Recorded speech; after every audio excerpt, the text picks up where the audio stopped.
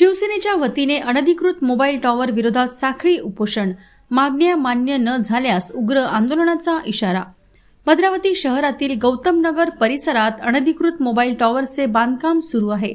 आधीच केवळ 100 मीटरच्या अंतरावर 2 मोबाईल टॉवर अस्तित्वात असून आता तिसऱ्या मोबाईल टॉवरचे काम सुरू झाले आहे। मोबाईल टॉवरमुळे निर्माण होणाऱ्या रेडिएशनचा सामान्य नागरिकांच्या आरोग्यावर गंभीर परिणाम होतो।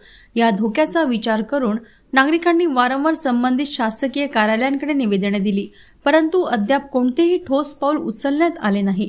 म्हणूनच आजपासून शिवसेना तर्फे नगर परिषद भद्रावती समोर साखळी उपोषण सुरू करण्यात आले आहे। हे आंदोलन पूर्णपणे शांततामय पद्धतीने राबवले जाणार असून नागरिकांच्या आरोग्याचे संरक्षण आणि अनधिकृत टॉवरचे काम तात्काळ थांबविणे ही शिवसेनेची व समस्त गौतम नगर रहिवाशांची प्रमुख मागणी आहे। प्रशासनाने याची गंभीर दखल घेऊन लवकरात लवकर योग्य तो निर्णय घ्यावा, अन्यथा शिवसेना शिंदे गटाकडून उग्र आंदोलन करण्याचा इशारा देण्यात आला आहे।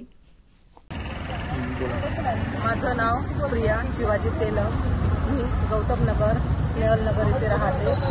तर आमच्या घराजवळच लागूनच आहे, घराला लागूनच मंगेश टोंगे यांच्याकडे टावर उभारण्यात आलेलं आहे।